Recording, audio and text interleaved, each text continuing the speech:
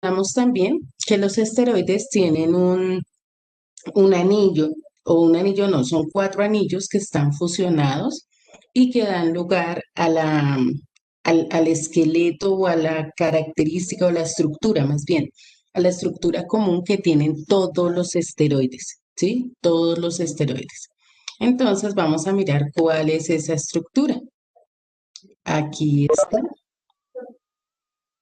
Esta es la estructura que hace parte de todos los esteroides, cualquiera que sea de cualquier tipo, eh, sea una hormona esteroide, sea un esterol, sea de cualquiera de los tipos de esteroides que tenemos, está involucrado esta estructura que tenemos allí, formada por cuatro anillos. Fíjense que tres de esos anillos son hexágonos, ¿cierto? Es decir, anillos de 6 carbonos. Tenemos un anillo de 5 carbonos y dos grupos metil.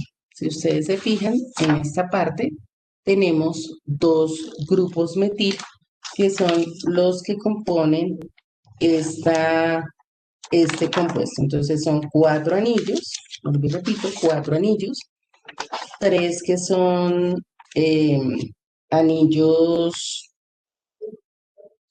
hexágonos, ¿sí? De 6 carbonos y uno solo que es un pentágono. Y esta estructura tiene un nombre que es ciclopentano peridrofenantreno. Lo voy a escribir aquí en la parte de abajo para que por favor tomemos el apunte. Es un solo nombre.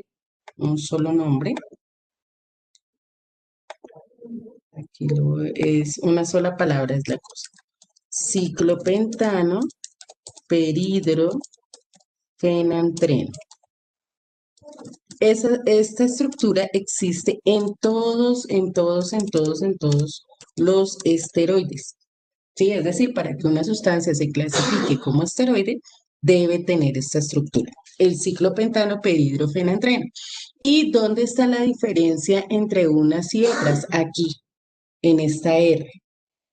Esta R son diferentes cadenas carbonadas, ¿sí? Y esta es la que da lugar al cambio, digámoslo así, de un tipo de de esteroide, perdón, a otro, ¿sí? Ese es básicamente esa R. De resto, esta estructura se mantiene en todos, absolutamente en todos los esteroides. Entonces hacemos por favor la estructura del ciclopentano peridrofenantreno y ya entonces entramos a mirar cada uno de los tipos de esteroides.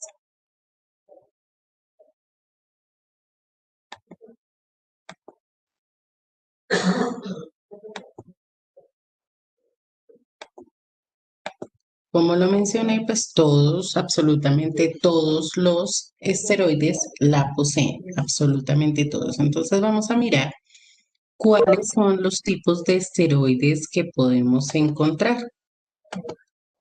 Básicamente, los esteroides se clasifican en 5 grupos. Por un lado, tenemos los esteroles. De pronto uno de los esteroles más representativos, pues es el colesterol, ¿cierto? De pronto que lo hemos escuchado y que pues básicamente es una molécula muy importante para el desarrollo de la vida en el ser humano y en varias, obviamente en otros seres vivos, pero lo escuchamos bastante a nivel del ser humano. Los ácidos biliares que ayudan en los procesos de emulsificación y todo lo que tiene que ver con la degradación de las grasas también en el organismo. Las hormonas sexuales son esteroides, la testosterona, la progesterona, la androsterona, todas esas hormonas también. Los glucósidos cardíacos, que son moléculas que directamente están relacionados, como pueden escucharlo por su nombre, están directamente relacionados con el funcionamiento del corazón. y las saponinas, que son los jabones. ¿Sí? Recuerden que al inicio, cuando empezamos hablando de los lípidos, yo les dije que justamente se clasificaban por aquellos que podían convertirse en jabones, que podían tener reacción de saponificación, y los que no podían convertirse en jabones, es decir, los que no tienen esa reacción de saponificación. Entonces, esas saponinas que aparecen allí como último grupo son justamente los jabones. ¿Sí? Los jabones entonces son también esteroides. Entonces, fíjense que tenemos una gran variedad de compuestos y como lo mencionábamos tal vez en la última clase, no están ligados única y exclusivamente a lo que tiene que ver con el tema de masa muscular, sino que por el contrario, hay muchos otros usos, muchos otros aspectos que también están relacionados con este grupo denominado esteroides. ¿Ya podemos continuar? Ok.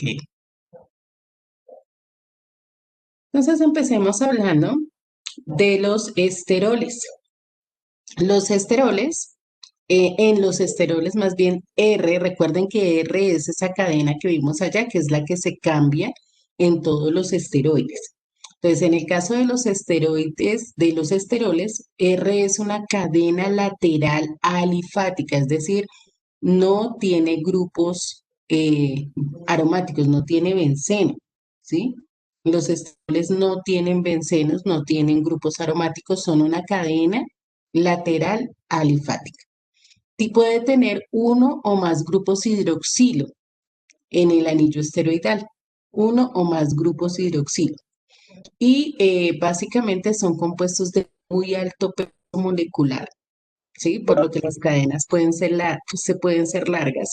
Entonces tiene un alto peso molecular. Ya de por sí los esteroides tienen alto peso molecular por el anillo de ciclo se me fue el nombre, ciclopentano fenantreno, ciclopentano fenantreno. O sea, ahí ya tenemos una estructura que tiene un alto peso molecular. Entonces, al colocarle una cadena carbonada, pues obviamente este peso molecular aumenta y, como les decía, tiene un grupo químico alcohólico porque tiene el grupo hidroxilo, que es secundario, y también pues tiene insaturaciones en el anillo esteroidal. Entonces tenemos cadena carbonada, que es lateral, que es alifática, grupos hidroxilo, ¿m? Y también insaturaciones. Esas son tres características que encontramos en los esteroles y el más conocido de ellos justamente es el colesterol, como les mencionaba hace un rato, colesterol. Ya vamos a mirar la estructura del colesterol y las características de este compuesto.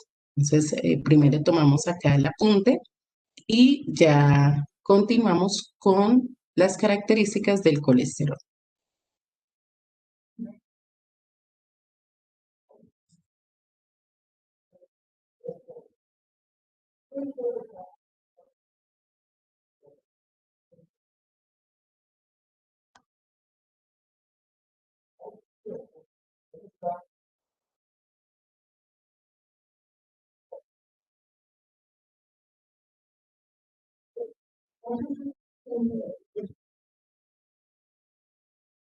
El colesterol, aquí tenemos la estructura del colesterol, fíjense lo que hablábamos hace un rato.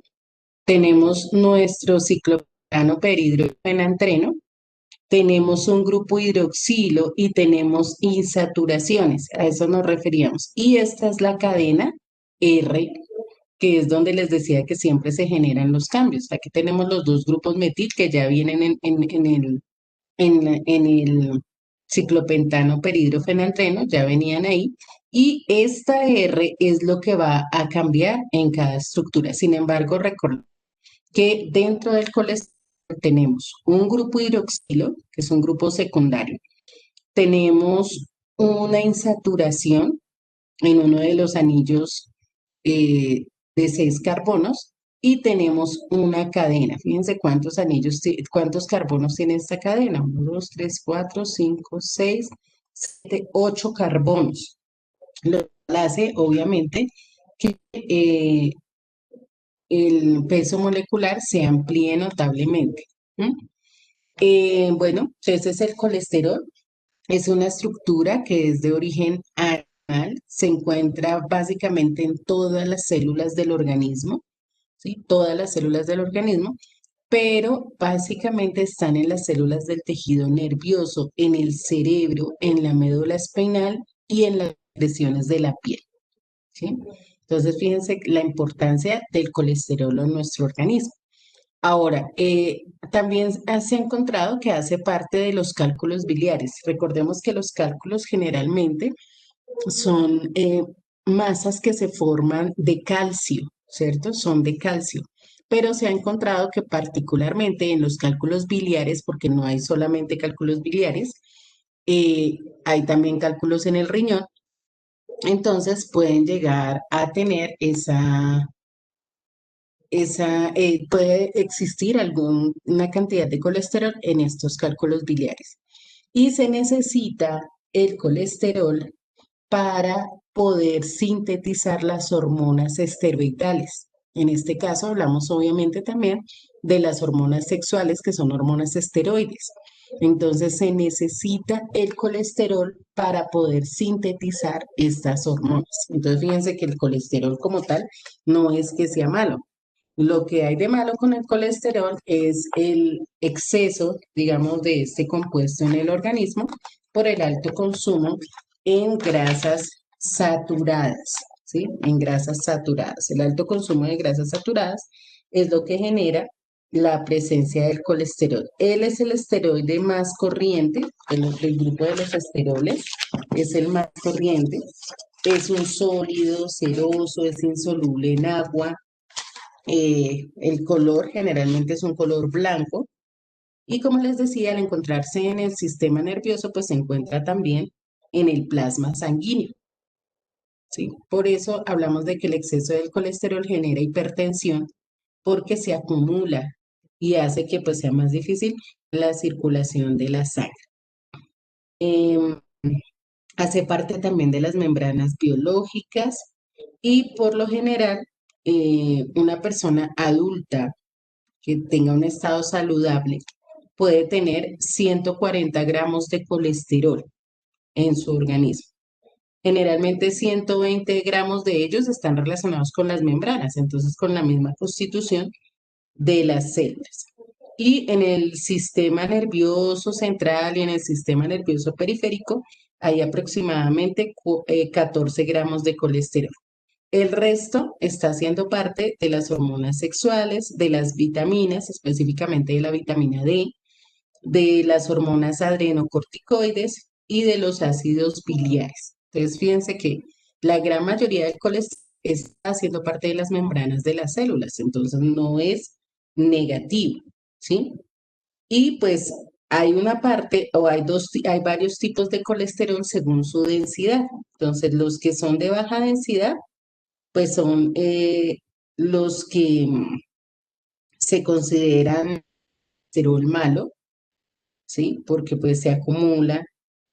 Y los de alta densidad que son, no, perdón, estoy diciéndolo al revés. Los de baja densidad son el colesterol bueno y los de alta densidad son el colesterol malo. Básicamente, ¿qué tiene que ver eso? Pues con el transporte desde donde se sintetiza hacia el resto de las células. Entonces, el de baja densidad se puede transportar desde el hígado hasta los diferentes tejidos, pero el de alta densidad se acumula en los vasos sanguíneos, entonces es el que nos va a generar problemas de hipertensión y problemas cardiovasculares. Entonces, la ventaja es que el colesterol bueno puede llegar a transportar es posible que se evacúe rápidamente el colesterol malo. Por eso se habla de consumir alimentos como por ejemplo el aguacate que permiten esa movilidad de, de- del colesterol malo y así no se acumule en nuestros vasos.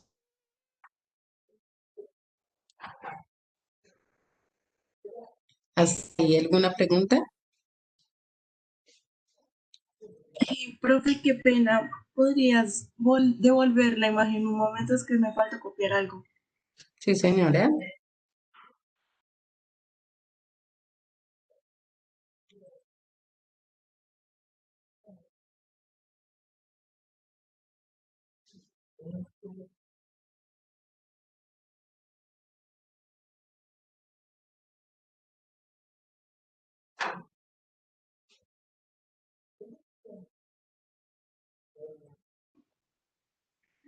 Ya, profe. Ok, tranquila. ¿De este ya tomó el apunte? No, señora. Bueno, me avisan por...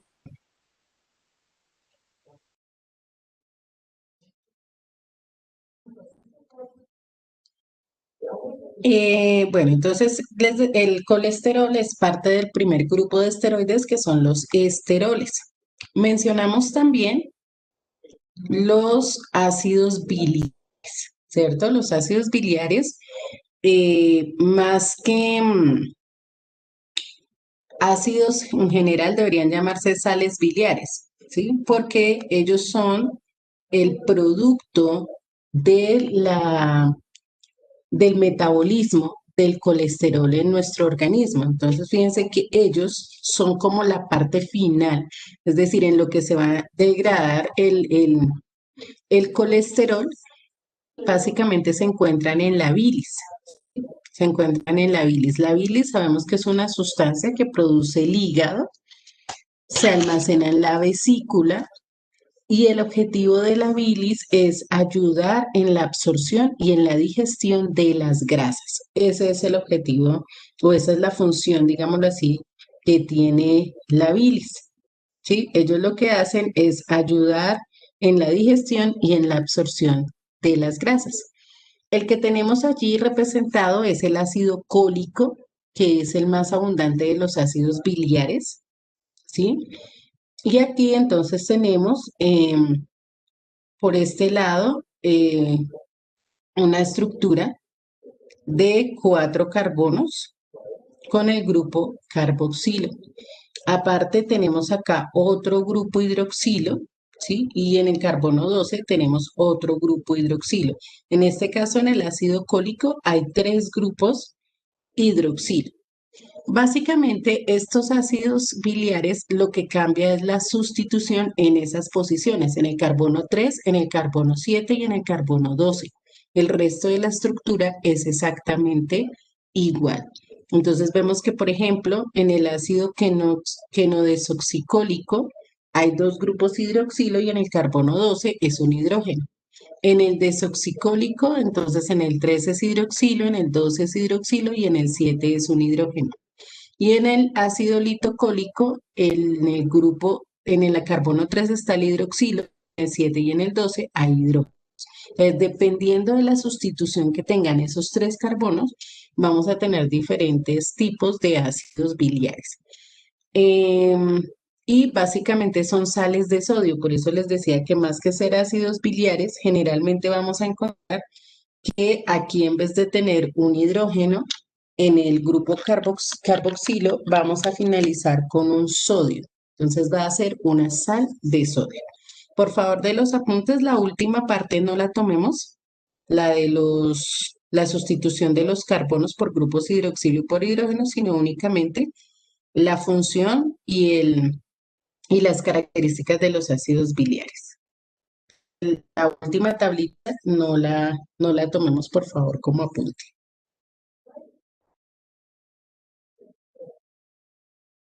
La estructura de las hormonas sexuales masculinas, ¿sí? Recuerden que tenemos hormonas sexuales masculinas y femeninas. Eh, básicamente, estas hormonas son la base de los esteroides anabólicos que son que se utilizan o los que se mencionan con respecto a el aumento de la masa muscular, ¿sí? Y surgen básicamente de esto, están relacionados con estas hormonas, con la testosterona y con la androsterona, que son las hormonas sexuales masculinas. Dentro de los esteroides anabólicos, entonces están el norancolano, el estanozolol y hay otros, pero básicamente surgen desde aquí, ¿sí? De este tipo de compuestos que son las hormonas sexuales masculinas. Entonces, fíjense que en esta hormona, que es la testosterona, tenemos un enlace acá tipo cetona, una insaturación y tenemos el grupo hidroxilo. Aquí en el radical es un grupo hidroxilo. Nuestra estructura es la misma, ¿cierto? Del ciclopentano perhidrofenantreno. Pero tenemos aquí una insaturación y tenemos un enlace tipo cetona, además del grupo hidroxilo. En la androsterona, lo que cambia es la ubicación de esos mismos em, grupos atómicos. Entonces, fíjense que aquí el grupo hidroxilo está aquí abajo y el grupo cetona está arriba. Es exactamente la misma, si se fijan, tienen hasta la misma fórmula molecular, son isómeros. La única diferencia está en la ubicación del grupo cetona y del grupo hidroxilo. En la testosterona es hidroxilo arriba, cetona abajo. Y en la androsterona es cetona arriba, hidroxilo abajo. De resto son moléculas exactamente iguales. Entonces son isómeros, la testosterona y la androsterona, que son las dos hormonas sexuales más.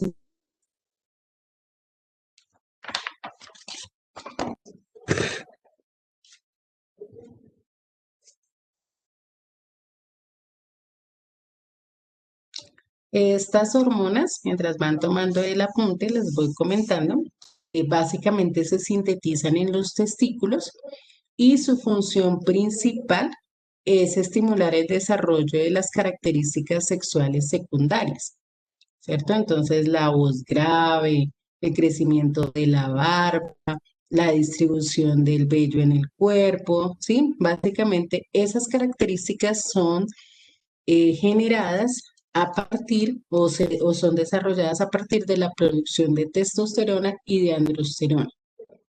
Teniendo en cuenta, pues obviamente que estamos hablando de las hormonas masculinas. Ya miraremos el caso de las características y las estructuras de las hormonas femeninas.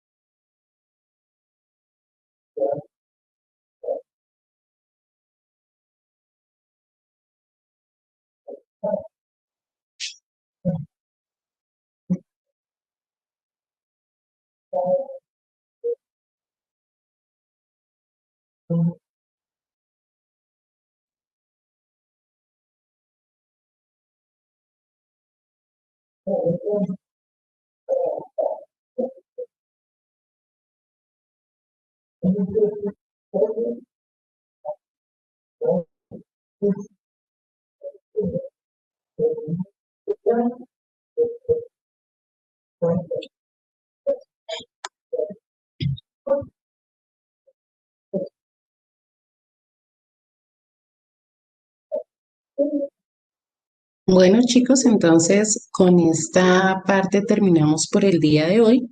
Mañana vemos el resto de los grupos de esteroides para finalizar con la temática de lípidos.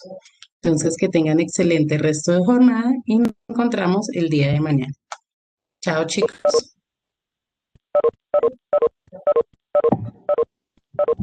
Chao, profe. Chao, señor Guacaneme.